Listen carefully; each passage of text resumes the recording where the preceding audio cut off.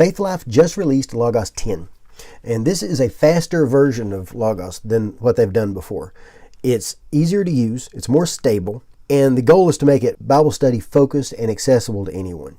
And that is a challenge considering how many tools are available in Logos.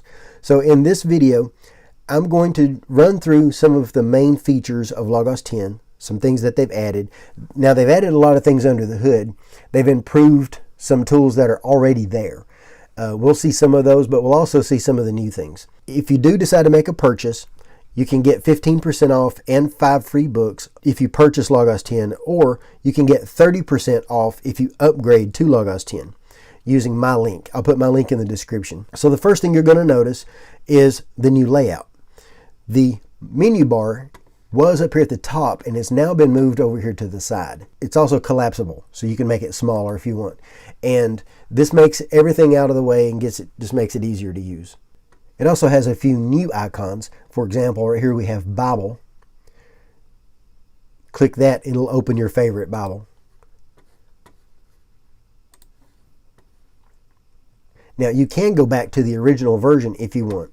So it is completely up to you. Just click down here on these little dots. Go to Program Settings. Application Toolbar Locations, currently set to left. You can set it back to the top if you want. So you can go right back to the original if you want to have it. And you still have a few extra icons here. This might be how I use it simply because it's what I'm used to, but for now I am going to keep it down on, I am going to keep the new version. So just go back, click left, and you're back where you were. And then collapse it. You only see the icons and they're easy to use. This does give you a clean layout. I like the way this looks. I am getting used to it. It did take me a little bit because I am so used to it being up above. But at least now we have the option. We can go back to the classic or we can use the new layout. One of the improvements is search. So click search. The syntax before was very complicated and it's been simplified now. So it's a lot easier to use. So now we can use basic operators, and it gives us the search helps and tells us exactly how to go about doing a search. We can use basic operators with or and with and. We can tell it either words, or we can tell it both words. We can tell it one word but not the other word. We can tell it one word before another, one word after another, one word near another, and then we can choose how many words we want it to be near. And then it gives us some points on searching keywords. And it's pretty quick. So for example, if we're going to search for something like Jonah,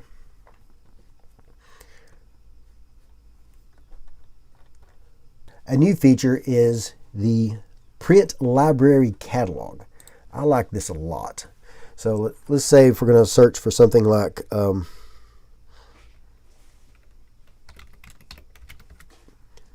book on Psalms. If I own one of these books, I can tell it that I own it. For example, I'm just going to pick one here at random. Click Add to Library. I can tell it that I own this. And then when I click Add to Library, now when I do a search, that book will be in my search results. That's pretty neat. Another neat feature is questions and answers. So let's go back to the search I did a minute ago. I typed in Jonah. Now if we scroll through here, we see cards. We have fact book, we have library, atlas, questions and answers. This is a new card, and what it does is gives us the popular questions and answers for my search term. And then each of these are clickable, and it gives us more information. We can see the resource that the answer or question is from, and then we can get more information.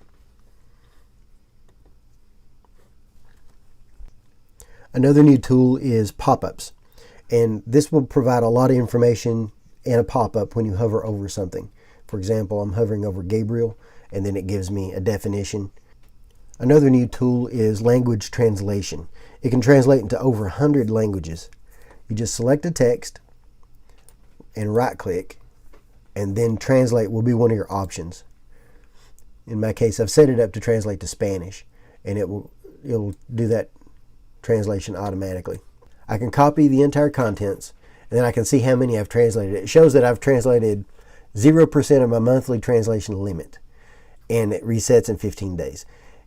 In the future, it's possible that they would limit the number of translations you can do per month, and it's also possible that they would bill you for more translations. They haven't really decided on that yet, and they haven't told the information. But still, it will translate to lots of different languages, over 100. So lots of choices. Another new tool is Sermon Importer. We can just open the Sermon Manager and then select Import. And then we can choose to import in bulk. We can import as different file types. So I'll just import one real quick.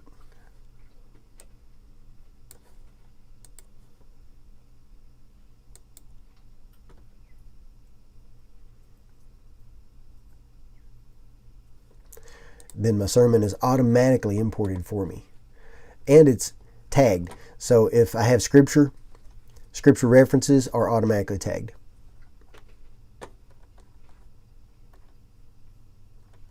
This is useful for me because I've done a lot of sermons in Microsoft Word, and then I can just import them instantly.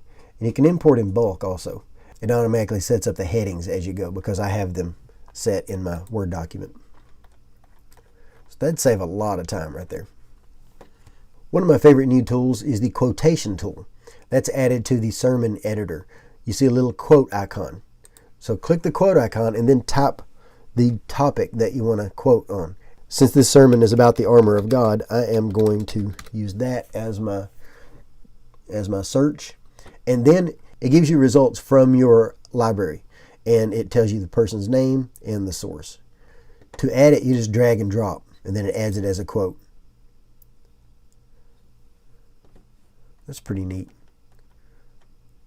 And these are all from your resources. Another new tool is the Advanced Timeline. So let's see. Open us up a timeline. And they've made it easier to focus on certain events. You can choose the time period. You can use the little slider to choose the time period yourself and to focus the time period on specific areas. You can highlight things, click things, zoom in and out.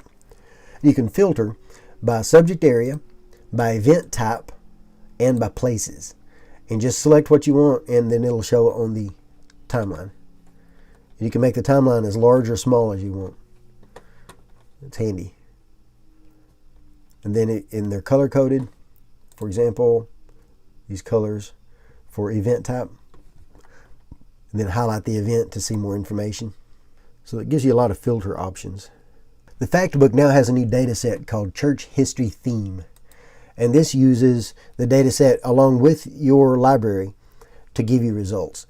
And I've selected Jesus Commission's building of his church, and then it gives me from my library, it gives me some information with dates, a key article, key developments, key people, key events, key places, key concepts, key documents. And of course, each of these is clickable.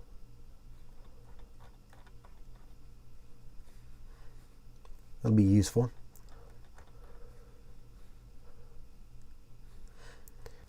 Now, it also has a lot of mobile improvements, which I can't show here, but you can see photos of that on BibleBuyingGuide.com.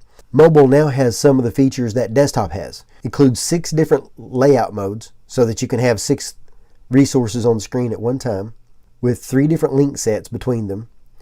And then most of the resources can be made into audiobooks using the text-to-speech. This requires bronze and above. Text selection cards make it easier to access the note and the information cards. And it now has fuzzy search, so the search quality is improved. The UI is improved. The menu bar now has useful icons that are similar to the desktop version, and it includes the multiple layout options. Now it doesn't yet, but it will have the print library catalog and the machine translation tool, but they're still in development at the moment. Now, if you're on iPad, you have Canvas documents can be created and edited. Canvas has a UI improvements, and then users can draw on the screen with pens and pencils and highlighters, and they have color options. Images can be shared and then saved as photos or as a note. The iPad version also has the Sermon Manager with silver and above, but this isn't available on Android, or on Fire OS, which are the ones that I use. But Logos 10 does have quite a few features. Instead of just focusing on new things, it has a lot of improvements behind the scenes. So we're going to see it faster. It's 10% to 40% faster depending on which resources you're using.